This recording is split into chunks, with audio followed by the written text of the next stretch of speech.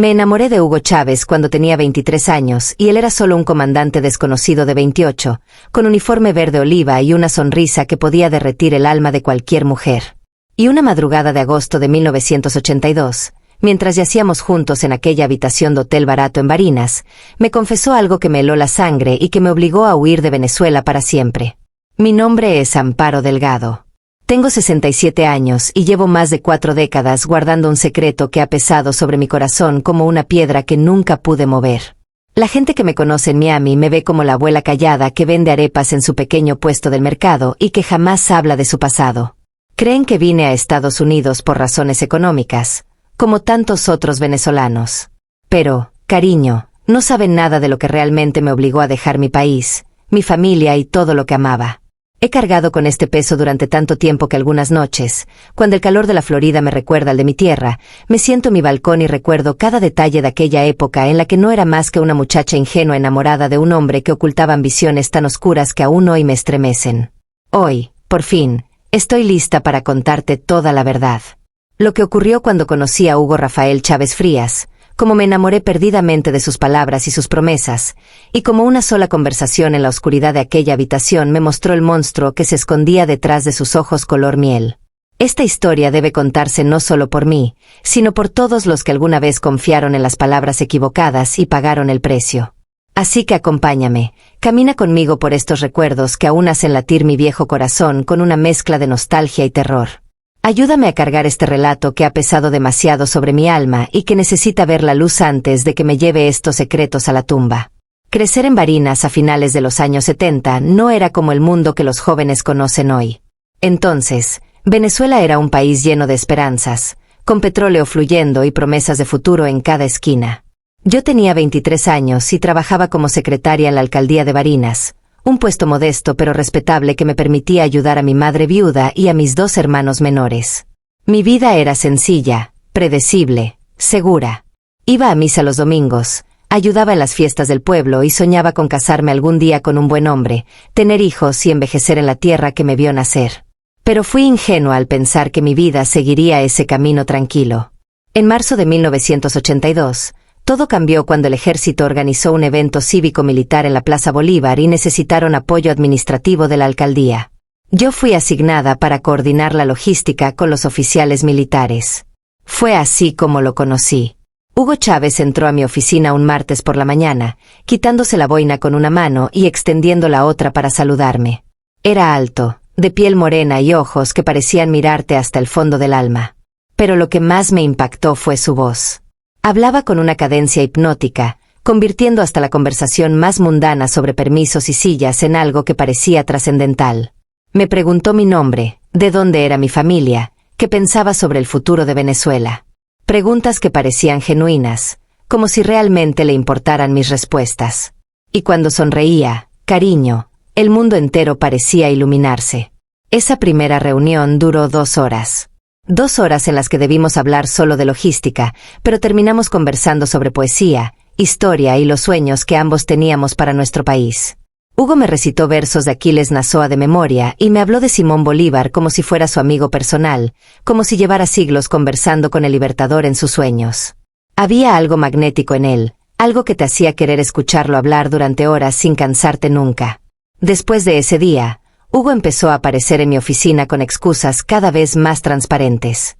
Que necesitaba revisar un documento, que tenía una duda sobre el protocolo, que quería confirmar un detalle del evento. Pero ambos sabíamos la verdad. Venía a verme a mí. Las miradas que intercambiábamos duraban demasiado, sus manos rozaban las mías al pasarme papeles y la electricidad entre nosotros era tan palpable que hasta mis compañeras de trabajo empezaron a hacer comentarios.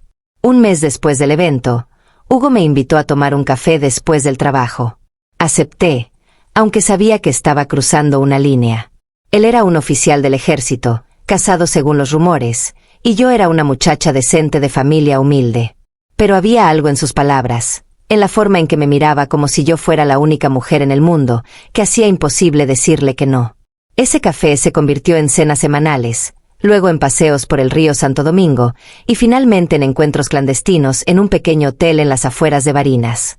Me enamoré de Hugo Chávez como solo una mujer joven e ingenua puede enamorarse. Él me hacía sentir especial, importante, parte de algo más grande que yo misma. Me hablaba de sus lecturas sobre revolución, sobre cómo Venezuela necesitaba líderes verdaderos que devolvieran el poder al pueblo. Me recitaba a Neruda mientras me acariciaba el cabello y me prometía que algún día, cuando él fuera alguien importante, me daría todo lo que yo merecía. Yo creía cada palabra, cada promesa, cada susurro en la oscuridad. Durante 6 meses, nuestra relación fue el secreto mejor guardado de Barinas. Nos encontrábamos en ese hotel discreto 2 o 3 veces por semana, siempre con cuidado, siempre asegurándonos de que nadie nos viera juntos. Hugo me explicó que debíamos ser discretos no solo por su carrera militar, sino porque tenía enemigos, personas que no entenderían su visión para Venezuela y que podrían usar nuestra relación para dañarlo. Yo acepté esas condiciones sin cuestionar. Estaba tan perdida en mi amor por el que habría aceptado cualquier cosa con tal de seguir viéndolo, de seguir siendo parte de su mundo. Pero había señales que yo ignoraba deliberadamente. La forma en que sus ojos se volvían fríos cuando hablaba de sus superiores militares, el desprecio con el que mencionaba a los políticos de entonces, la intensidad casi fanática con la que hablaba de cambiar el país por completo. Yo interpretaba esa pasión como idealismo, como el fuego de un hombre que realmente se preocupaba por los pobres y los olvidados. No veía lo que realmente era, ambición pura y dura, disfrazada de amor al pueblo. Una noche de julio, Hugo llegó al hotel más alterado de lo normal. Había estado bebiendo, algo raro en él, y tenía una mirada en los ojos que no le había visto antes. Excitación mezclada con algo más oscuro, algo que no pude identificar entonces, pero que ahora reconozco como sed de poder. Me dijo que había tenido una reunión importante, que las cosas estaban comenzando a moverse, que pronto todo cambiaría. Le pregunté a qué se refería y él me hizo jurar que nunca repetiría lo que estaba a punto de contarme. Con la mano sobre mi corazón, juré guardar su secreto. Entonces me habló del MBR 200, el movimiento bolivariano revolucionario que estaba formando en secreto con otros oficiales jóvenes del ejército. Me explicó que estaban cansados de ver cómo los políticos corruptos se robaban la riqueza del país mientras el pueblo moría de hambre. Esa noche, Hugo me reveló que él y sus camaradas estaban planeando algo grande, algo que cambiaría el curso de Venezuela para siempre. Hablaba con los ojos brillantes de emoción, las manos temblándole no de miedo sino de anticipación. Me dijo que estaban estudiando revoluciones, analizando movimientos populares de América Latina, preparándose para el momento perfecto para actuar. Me habló de su admiración por Fidel Castro, por el Che Guevara, por todos aquellos que habían tenido el valor de tomar el poder por la fuerza cuando las vías democráticas fallaban. Yo lo escuchaba con una mezcla de fascinación y preocupación creciente. Había algo en la forma en que pronunciaba la palabra poder que me erizaba la piel. No lo decía como quien habla de una responsabilidad o un deber, sino como quien habla de algo que lleva años deseando, años planeando apropiarse. Le pregunté si no era peligroso hablar de esas cosas, si no podían arrestarlo por conspiración. Hugo se rió, una risa que me hizo sentir pequeña e ingenua. Me dijo que yo no entendía cómo funcionaba realmente el mundo, que el poder no se pedía por favor, se tomaba con mano firme. Y que cuando finalmente llegara su momento, nadie podría detenerlo porque tendría al pueblo de su lado. Me habló de sus planes de usar el resentimiento de los pobres, de convertir cada injusticia en combustible para su revolución. Dijo que el pueblo venezolano era como arcilla esperando ser moldeada, que solo necesitaban un líder con suficiente carisma y determinación para guiarlos hacia donde él quisiera llevarlos. La forma en que hablaba de la gente común, como si fueran herramientas en lugar de personas, me inquietó profundamente. Pero estaba tan enamorada que traté de convencerme de que le estaba malinterpretando, que sus palabras salían mal por el ron que había bebido. Esa noche hicimos el amor, pero por primera vez desde que empezamos nuestra relación, sentí algo diferente. Había una urgencia en él, casi una violencia contenida, como si estuviera consumiendo no solo mi cuerpo sino mi alma entera. Cuando terminó, se quedó despierto fumando junto a la ventana, mirando las luces de Barinas en la distancia con una expresión que me aterrorizó. Era la mirada de un hombre que ya no veía el presente, sino un futuro que solo él podía imaginar. Me quedé acostada en esa cama estrecha, observándolo fumar en la oscuridad, y por primera vez me pregunté quién era realmente el hombre del que me había enamorado. Las semanas siguientes fueron extrañas. Hugo se volvió más distante, más secreto.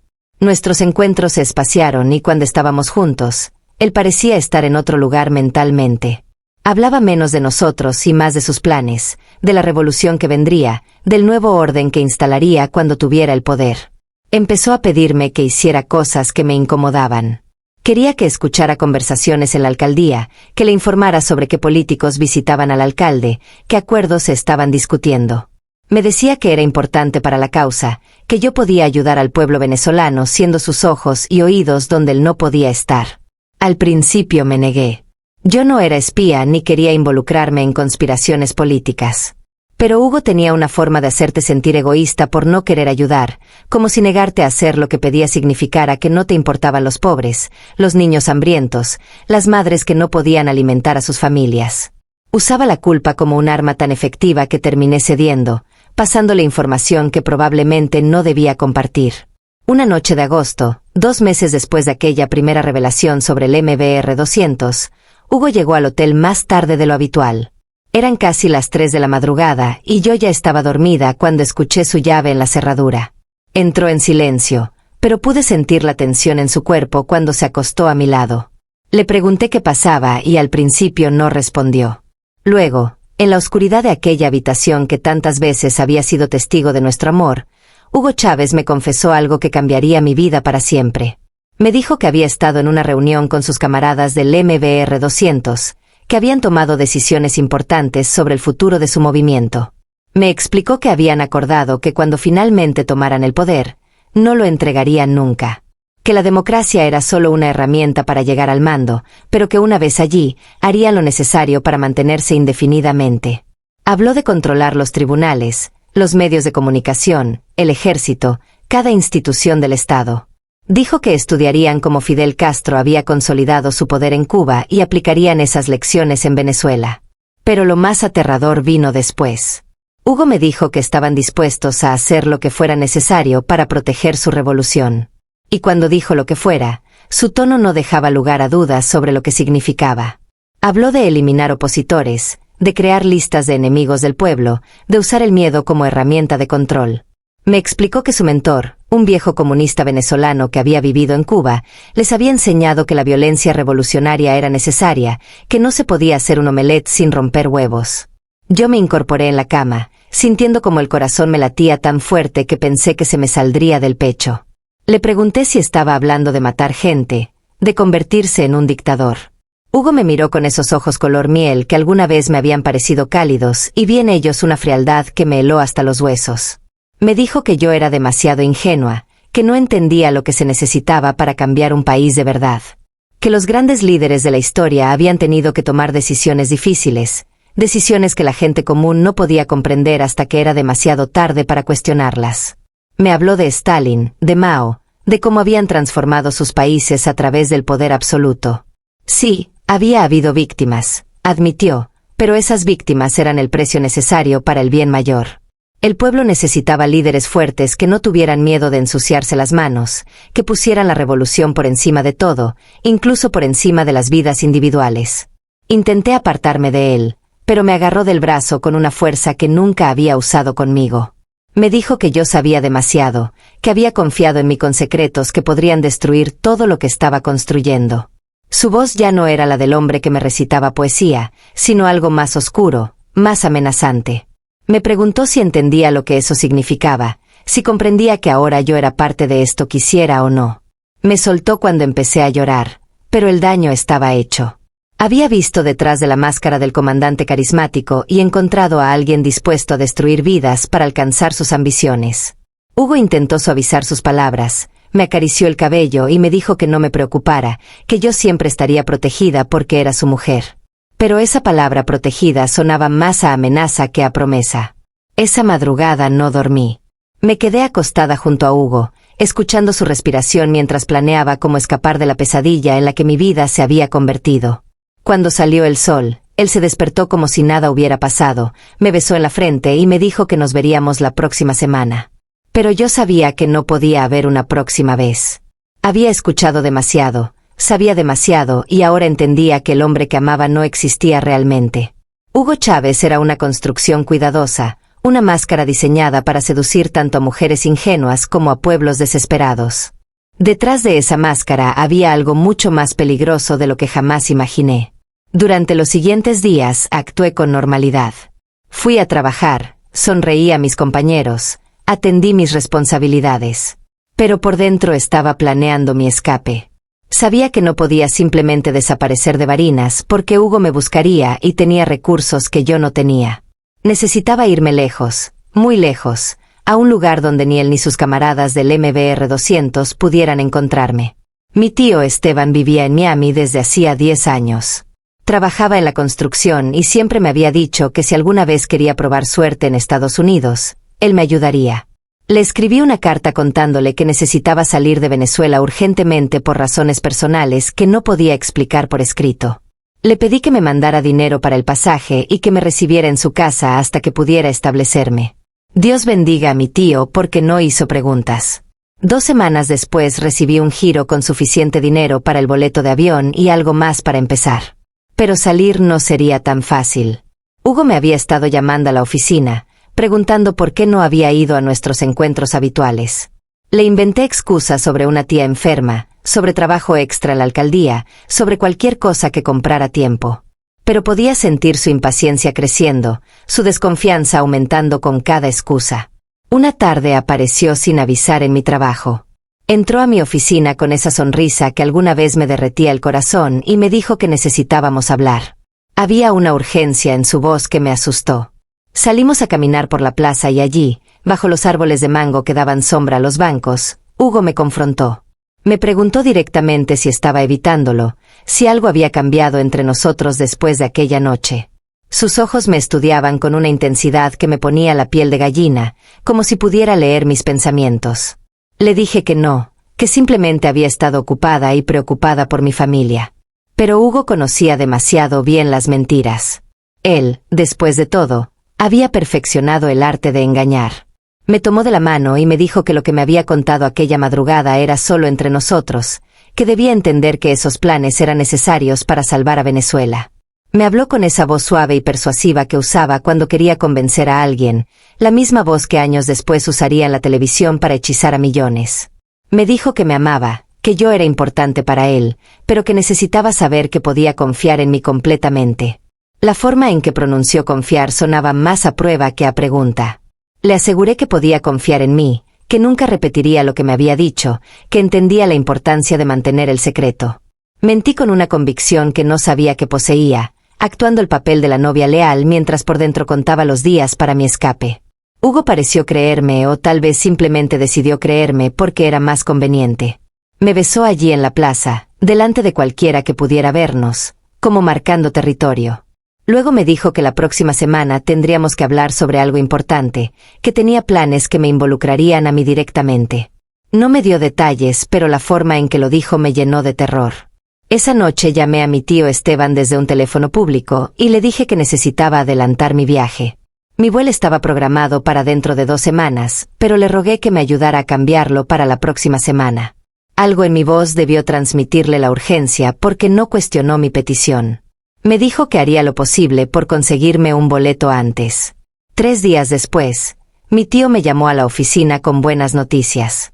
Había conseguido un vuelo para el sábado siguiente, en 6 días. Era un boleto caro y de último minuto, pero él lo pagaría. Solo necesitaba que yo estuviera en el aeropuerto de Maiquetía a las 7 de la mañana. Esos 6 días fueron los más largos de mi vida. Cada vez que sonaba el teléfono en mi oficina, cada vez que veía un uniforme militar en la calle, mi corazón se aceleraba pensando que Hugo había descubierto mis planes. Empecé a empacar en secreto, solo lo esencial en una maleta pequeña que escondí debajo de mi cama. Le dije a mi madre que iba a visitar a mi tío en Miami por unas semanas, que necesitaba un cambio de aires. Ella no entendió la urgencia, pero tampoco se opuso. Lo que más me dolió fue no poder decirle la verdad, no poder advertirle sobre el hombre con el que había estado saliendo. Pero sabía que mientras menos supiera, más segura estaría. El jueves, 2 días antes de mi vuelo, Hugo apareció de nuevo en mi oficina. Esta vez no vino solo. Traía a otro oficial, un hombre delgado de mirada fría que me estudió con una intensidad que me revolvió el estómago. Hugo me presentó como su amiga especial y el otro hombre, a quien llamó Arias, asintió sin sonreír. Dijeron que necesitaban usar una de las salas de reuniones de la alcaldía para una junta privada y que yo debía asegurarme de que nadie los interrumpiera. Estuve de pie afuera de esa sala durante 3 horas, escuchando murmullos que no podía descifrar pero que me llenaban de ansiedad. Cuando finalmente salieron, Hugo me dijo que hablaríamos el viernes por la noche, que pasaría a recogerme a mi casa a las 8. No era una invitación sino una orden y el tono en su voz no admitía negativas. Esa noche casi no dormí. El viernes era el día antes de mi vuelo. Si Hugo descubría que planeaba irme, si decidía retenerme de alguna forma, perdería mi oportunidad de escapar. Pero cancelar nuestra cita solo levantaría más sospechas. Estaba atrapada entre revelar mis planes o arriesgarme a encontrarme con él una última vez. Decidí arriesgarme. El viernes preparé mi maleta completamente y la dejé escondida en el closet de mi habitación.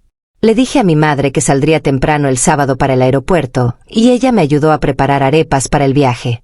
Cuando Hugo llegó a las 8 de la noche, yo estaba lista, vestida con mi mejor ropa y con una sonrisa que ocultaba el terror que sentía por dentro. Me llevó al mismo hotel de siempre. Durante el trayecto estuvo inusualmente callado y yo podía sentir la tensión en el aire como electricidad antes de una tormenta. Cuando llegamos a la habitación, Hugo cerró la puerta y se quedó de pie mirándome con una expresión que no pude descifrar. Luego se sentó en la cama y me pidió que me sentara a su lado. Su voz era suave, pero había algo debajo, algo que me hacía querer correr. Me dijo que había estado pensando mucho en nuestro futuro, en el papel que yo jugaría cuando su movimiento finalmente tomara acción. Me explicó que necesitaba gente de confianza en posiciones clave y que había pensado en mí para algo importante. Quería que dejara mi trabajo en la alcaldía y que me mudara a Caracas, donde me conseguiría un puesto en el Ministerio de la Defensa. Desde allí podría pasarle información vital sobre movimientos militares, sobre lealtades de oficiales superiores, sobre cualquier cosa que pudiera ayudar a su golpe cuando llegara el momento. La forma casual en que hablaba de traición, de usar mi posición para espiar al gobierno, me mostró cuán profundamente corrompido estaba su sentido de lealtad y honor. Le dije que necesitaba tiempo para pensarlo, que era una decisión grande. Hugo se levantó y caminó hacia la ventana, dándome la espalda. Cuando habló de nuevo, su voz tenía un filo que nunca le había escuchado. Me dijo que no era una petición sino una instrucción, que yo ya sabía demasiado para simplemente alejarme. Que mi lealtad a él y a la revolución no era opcional sino obligatoria. Me recordó todo lo que le había contado, todos los secretos que ahora conocía, y me hizo entender sin decirlo explícitamente que si yo no cooperaba, habría consecuencias. Fue en ese momento que supe con absoluta certeza que había tomado la decisión correcta al planear mi escape. El hombre que tenía delante ya no era mi amante, sino algo mucho más peligroso. Era un fanático dispuesto a usar, manipular o destruir a quien se interpusiera en su camino hacia el poder. Me forcé a sonreír y le dije que lo haría, que me mudaría a Caracas y lo ayudaría con todo lo que necesitara. Hugo se dio vuelta y me sonrió, esa sonrisa que alguna vez me había parecido hermosa pero que ahora veía como la sonrisa de un depredador. Me abrazó y me dijo cuánto significaba para él, cuán importante sería yo para el futuro de Venezuela. Esa noche me obligué a actuar con normalidad, a responder a sus caricias, a susurrar las palabras que él quería escuchar. Pero por dentro estaba contando los minutos hasta poder escapar de esa habitación y de su control. Cuando Hugo finalmente se durmió cerca de la medianoche, me quedé despierta mirando el techo y rogando que el sábado llegara rápido. Él despertó temprano, antes del amanecer, y me dijo que tenía que irse a una reunión en la guarnición militar. Me besó en la frente y me recordó que empezara a hacer arreglos para mi mudanza a Caracas, que él me contactaría la próxima semana con los detalles. Cuando la puerta se cerró detrás de él, me vestí más rápido de lo que nunca lo había hecho y salí de ese hotel prácticamente corriendo. Eran las 6 de la mañana del sábado. Mi vuelo salía a las 10, pero yo necesitaba estar en el aeropuerto de Maiquetía, a 4 horas de Barinas, lo antes posible. Tomé un taxi hasta la terminal de autobuses y compré boleto en el primer bus que saliera hacia Caracas. Durante todo ese viaje de 4 horas, miraba constantemente por la ventana esperando ver un carro militar persiguiéndonos, esperando que Hugo hubiera descubierto de alguna forma mis planes. Pero nadie nos siguió. El autobús llegó a Caracas a las 10:30 de la mañana. Tomé otro taxi directo al aeropuerto, donde cambié mi boleto por el siguiente vuelo disponible que salía en 2 horas. Esas 2 horas en la sala de espera fueron una agonía. Cada uniforme que veía, cada hombre con boina militar me hacía encoger en mi asiento. Había dejado una carta en mi escritorio de la alcaldía diciendo que renunciaba por razones personales. No le dejé carta a Hugo porque no había nada que pudiera decirle que no lo enfureciera. Cuando finalmente anunciaron mi vuelo y empecé a caminar hacia la puerta de embarque, sentí como si estuviera caminando hacia mi libertad. Pero justo cuando estaba a punto de entregar mi pase de abordaje, escuché una voz a mis espaldas que me heló la sangre. Era Arias, el oficial que Hugo había traído a mi oficina el jueves. Estaba de pie a unos metros de distancia, mirándome con esa expresión fría e inquisitiva. Mi corazón dejó de latir por un segundo. Me había encontrado. Arias caminó hacia mí con pasos lentos y deliberados. Cada segundo parecía durar una eternidad. Cuando llegó a mi lado, me habló en voz baja para que solo yo pudiera escuchar. Me dijo que Hugo lo había enviado a verificar que yo estuviera realmente en Barinas arreglando mi mudanza como había dicho. Pero al ir a mi casa, mi madre le había mencionado mi viaje a Miami. Arias había conducido 4 horas directo al aeropuerto para interceptarme. Me preguntó directamente si estaba huyendo y qué pensaba Hugo cuando se enterara de que su mujer de confianza lo estaba traicionando. Por un momento pensé que todo había terminado, que me detendría allí mismo o que al menos llamaría a Hugo para informarle. Pero entonces hizo algo completamente inesperado. Se acercó más y me susurró que debía irme ahora, subir a ese avión y nunca volver. Me dijo que él también estaba en el MBR 200, que también conocía los planes de Hugo, pero que a diferencia de Hugo, él aún tenía conciencia. No todos los oficiales del movimiento eran fanáticos dispuestos a convertirse en tiranos. Algunos solo querían cambios genuinos para Venezuela y estaban empezando a darse cuenta de que Hugo Chávez tenía ambiciones mucho más oscuras que las que mostraba públicamente. Arias me confesó que había visto cómo Hugo manipulaba a la gente, cómo usaba el idealismo de oficiales jóvenes para construir su propio culto de personalidad. Me dijo que yo había tenido suerte de ver su verdadera naturaleza antes de que fuera demasiado tarde, pero que otros no habían sido tan afortunados. Me advirtió que Hugo era peligroso no solo por sus ambiciones políticas, sino porque genuinamente creía que el fin justificaba cualquier medio, incluyendo destruir vidas. Me dio un consejo final. Una vez en Estados Unidos debía desaparecer completamente, cambiar mi apellido si era posible, nunca hablar de mi relación con Hugo ni de lo que sabía. Porque si Hugo alguna vez llegaba al poder como planeaba, tendría la memoria larga y los recursos para encontrar a cualquiera que pudiera exponerlo. Arias se alejó sin esperar respuesta y yo subí a ese avión con las manos temblando tanto que apenas podía sostener mi boleto. Durante todo el vuelo a Miami no pude dormir ni relajarme. Seguía esperando que de alguna forma Hugo apareciera, que me obligaran a bajar del avión, que descubriera que todo había sido una trampa. Pero el avión despegó y cuando vi Caracas desaparecer debajo de las nubes, lloré. Lloré por la vida que dejaba atrás, por mi madre y mis hermanos que no entenderían por qué me había ido tan repentinamente, por el país que amaba pero que probablemente no volvería a ver. Y lloré por la ingenua Amparo Delgado que había creído en las promesas de un hombre que resultó ser un monstruo disfrazado de salvador. Mi tío Esteban me recibió en el aeropuerto de Miami con los brazos abiertos y sin preguntas. Me llevó a su pequeño apartamento en Yalea, donde me dio el sofá para dormir hasta que pudiera encontrar trabajo. Durante meses viví en un estado de paranoia constante. Cada vez que veía las noticias de Venezuela, cada vez que escuchaba hablar español en la calle, mi corazón se aceleraba temiendo que de alguna forma Hugo me hubiera encontrado. Pero los meses pasaron y nadie vino por mí. Conseguí trabajo lavando platos en un restaurante, luego como ayudante de cocina, y eventualmente aprendí a hacer arepas tan bien que la dueña me dejó abrir mi propio puesto en un mercado local. Poco a poco reconstruí mi vida en Miami, pero siempre con el peso de ese secreto sobre mis hombros. En 1992, 10 años después de mi huida, vi las noticias sobre un intento de golpe de Estado en Venezuela liderado por un comandante llamado Hugo Chávez. Mi sangre se heló cuando vi su rostro en la televisión, más viejo pero inconfundible. Cuando lo arrestaron después del golpe fallido y lo vi dar ese discurso famoso sobre por ahora, supe que no había terminado, que seguiría intentando hasta conseguir el poder que tanto ansiaba. Y tuve razón. En 1998, Hugo Chávez fue elegido presidente de Venezuela. Vi la transmisión de su toma de posesión desde mi pequeño apartamento en Miami y lloré de nuevo, pero esta vez no por mí sino por mi país.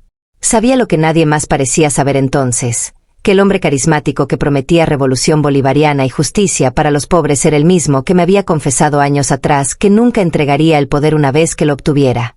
Durante los siguientes años vi cómo Hugo cumplía exactamente lo que me había dicho aquella madrugada de 1982. Vi cómo cambió la Constitución para extender su mandato, cómo tomó control de los tribunales y los medios de comunicación, cómo usó el resentimiento de clases para dividir al país.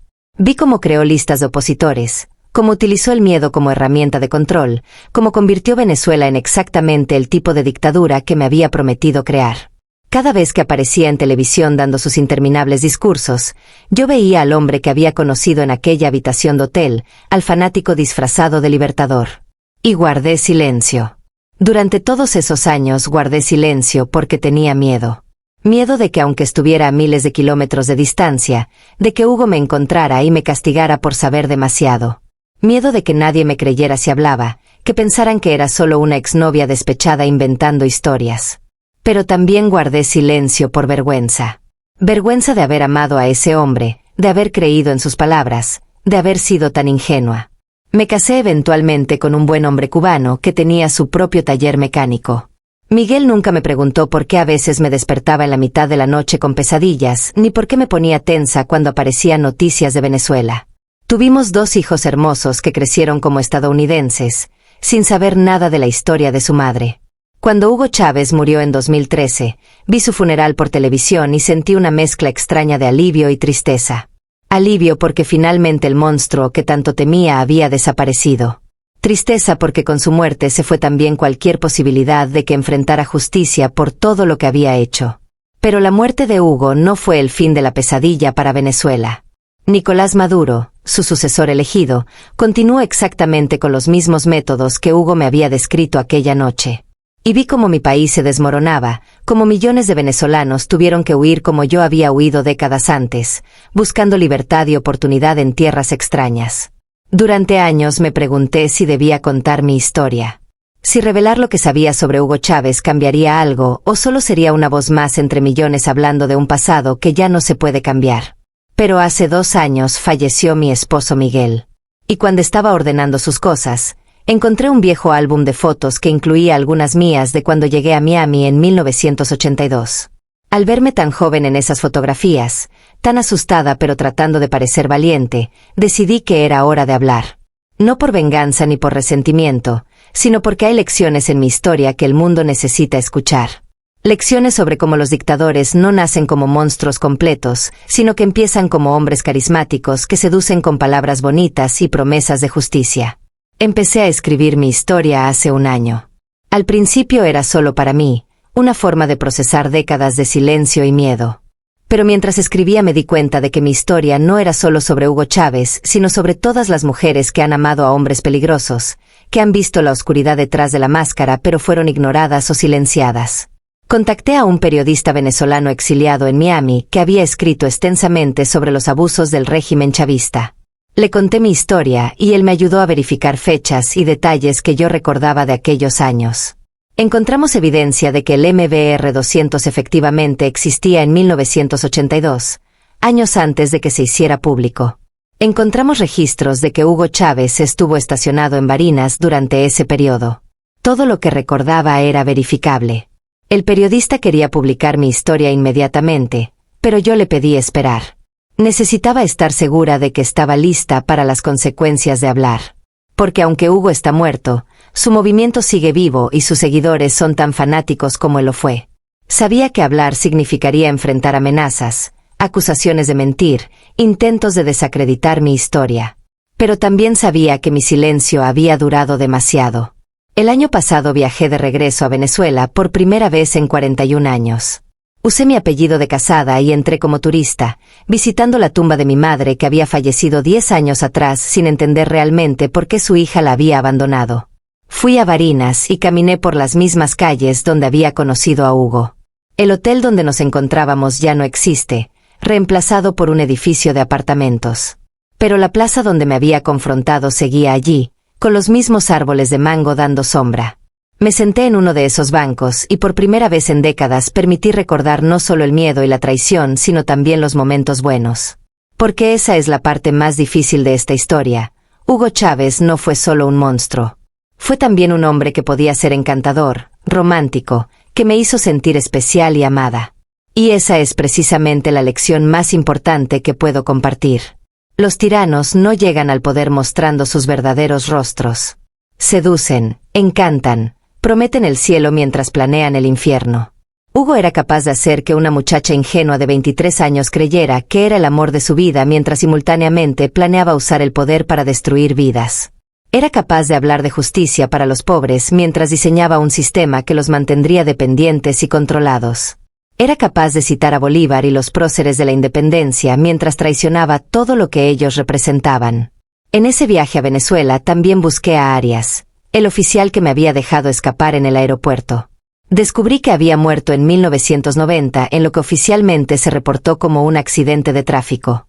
Pero hablando con su viuda, ella me confió que Arias había estado expresando dudas sobre Hugo Chávez y el MBR-200 en las semanas previas a su muerte.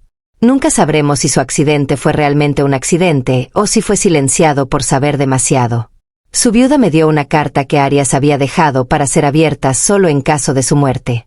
En ella, escribía sobre su creciente preocupación por la dirección que Hugo estaba tomando, sobre cómo el movimiento que inicialmente buscaba reformas se había convertido en un culto de personalidad alrededor de un hombre con ambiciones napoleónicas. Arias escribió que había ayudado a escapar a varias personas que sabían demasiado sobre los planes de Hugo, personas que de otra forma habrían sido eliminadas. La carta terminaba con una advertencia profética: si estás leyendo esto es porque ya no estoy aquí para contarlo. Pero alguien debe saber la verdad. Hugo Chávez es peligroso no porque sea malvado en el sentido tradicional, sino porque genuinamente cree que está destinado a cambiar la historia. Y un hombre que se cree destinado por la historia es capaz de justificar cualquier atrocidad. Con la carta de Arias y mis propios recuerdos, finalmente tuve el valor de contar mi historia completa. El mes pasado di mi primera entrevista al periodista que me había estado ayudando. La entrevista se publicó en un medio digital de noticias venezolano y en cuestión de horas se volvió viral. Las reacciones fueron exactamente lo que esperaba. Los chavistas me llamaron mentirosa, agente de la CIA, invento de la derecha internacional. Dijeron que era imposible que yo hubiera conocido a Hugo, que mis recuerdos eran fabricados, que buscaba atención o dinero. Recibí amenazas de muerte en mis redes sociales, mensajes diciendo que pagaría por difamar al comandante eterno. Pero también recibí algo inesperado, mensajes de otras mujeres. Mujeres que habían conocido a Hugo en diferentes momentos de su vida y que tenían historias similares a la mía. Una mujer escribió que había tenido una relación con Hugo a finales de los años 80, cuando él estaba en prisión después del golpe fallido. Ella visitaba la prisión como parte de un grupo de activistas de izquierda y Hugo la había seducido con las mismas palabras sobre revolución y cambio. Le había prometido que cuando saliera y llegara al poder, ella sería parte importante de su gobierno. Pero cuando Hugo fue liberado y empezó su campaña presidencial, la abandonó sin mirar atrás porque ella ya no era útil para sus ambiciones. Otra mujer compartió que había sido asistente de Hugo durante sus primeros años como presidente. Vio de primera mano cómo manipulaba a la gente, cómo usaba información personal que la gente le confiaba para controlarlos después, cómo convertía la lealtad en una prueba constante que nadie podía pasar permanentemente. Ella renunció después de que Hugo ordenara hacer seguimiento a opositores políticos y sus familias, incluyendo sus hijos. Estas mujeres y muchas otras empezaron a conectarse, compartiendo sus experiencias y validando mutuamente sus historias. Lo que empezó como mi confesión personal se convirtió en un movimiento de mujeres que habían sido usadas, manipuladas o traicionadas por Hugo Chávez y estaban listas para hablar. Un académico venezolano que estudia el fenómeno del chavismo me contactó para decirme que mi historia ayudaba a completar un rompecabezas que había estado tratando de armar durante años. Había encontrado evidencia de que Hugo tenía un patrón de usar relaciones románticas como herramienta de control y recolección de información mucho antes de llegar al poder. Pero sin testimonios directos de las mujeres involucradas, solo tenía especulaciones. Ahora con mi historia y las de otras mujeres empezando a surgir, ese patrón se hacía claro. Lo más revelador fue cuando un exguardia de seguridad de Hugo durante sus años presidenciales publicó un libro de memorias el mes pasado. En ese libro, el exguardia confirmaba que Hugo mantenía expedientes detallados sobre personas de su pasado que conocían secretos comprometedores. Incluía una lista de nombres de personas que debían ser monitoreadas constantemente porque sabían demasiado sobre sus años antes de la presidencia. Mi nombre estaba en esa lista. Durante todos estos años que yo viví en Miami pensando que Hugo me había olvidado, él en realidad sabía exactamente dónde estaba. El exguardia escribió que Hugo había ordenado seguimiento discreto de varias personas en esa lista, incluyéndome a mí. Sabía dónde trabajaba, con quién me había casado, incluso los nombres de mis hijos. Pero decidió no tomar acción directa porque yo había mantenido silencio durante décadas y aparentemente no representaba una amenaza mientras permaneciera callada. Esa revelación me hizo sentir violada de una forma que no puedo describir completamente. Durante 40 años creí que había escapado, que estaba segura en mi nueva vida. Pero él siempre supo dónde encontrarme. La única razón por la que no me silenció como probablemente había silenciado a otros era porque mi miedo había sido suficiente para mantenerme callada. Fue esa revelación lo que me dio el último empujón que necesitaba para contar mi historia completa, sin reservas. Si Hugo me había estado vigilando todos estos años, entonces mi silencio no me había protegido realmente. Y ahora que él está muerto, ya no hay razón para seguir cargando ese peso. Mi historia ha generado debate en la comunidad venezolana en Miami y alrededor del mundo. Algunos dicen que revelar detalles íntimos de una relación pasada es irrespetuoso, especialmente con alguien que ya falleció y no puede defenderse. Otros argumentan que como figura pública que afectó millones de vidas, Hugo Chávez no merece que se protejan sus secretos. Yo entiendo ambas perspectivas. Pero mi motivación para hablar no es manchar la memoria de Hugo, sino ofrecer una lección sobre cómo reconocer señales de peligro en líderes carismáticos. Porque aunque Hugo Chávez es único en muchos sentidos, el patrón que representaba no lo es. Alrededor del mundo siguen surgiendo líderes que usan las mismas tácticas que él perfeccionó: promesas grandiosas de cambio, retórica de nosotros contra ellos, culpar a enemigos externos de problemas internos, erosionar instituciones democráticas mientras afirman estar salvando la democracia. Las señales estaban todas ahí desde el principio si yo hubiera sabido qué buscar.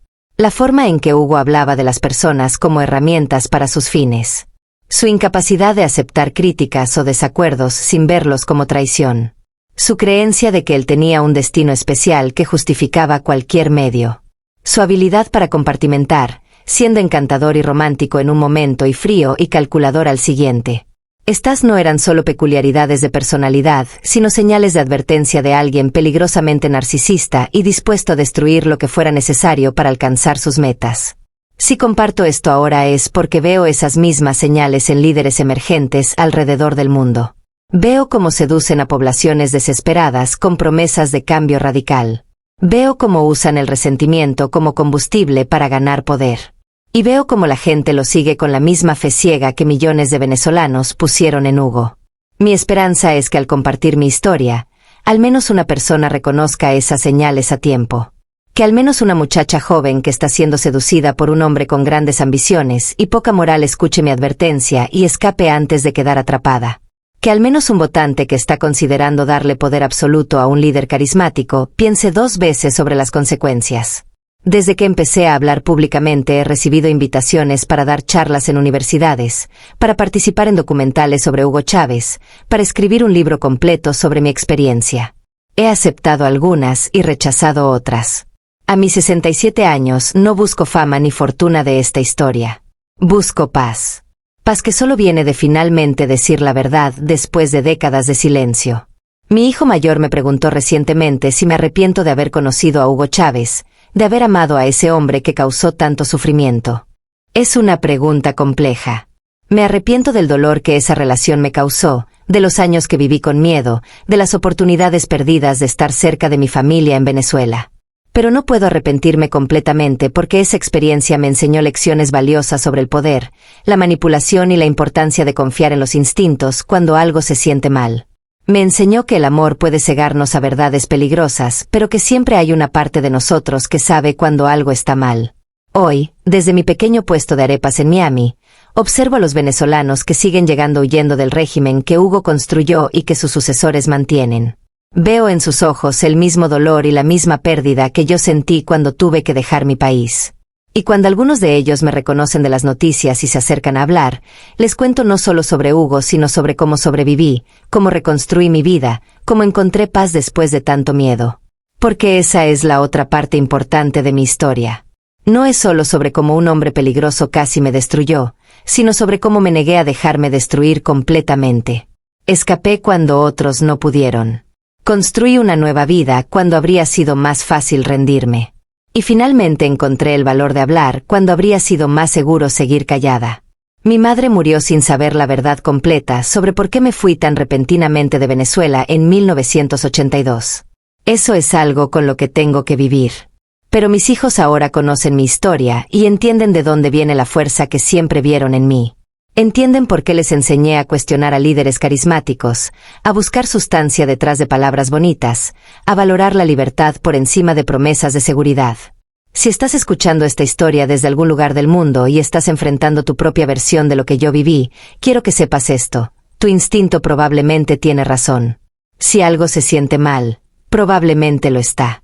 Si alguien te pide que traiciones tus valores por un bien mayor que solo ellos pueden definir, huye. Si alguien te dice que solo ellos pueden salvarte de ellos.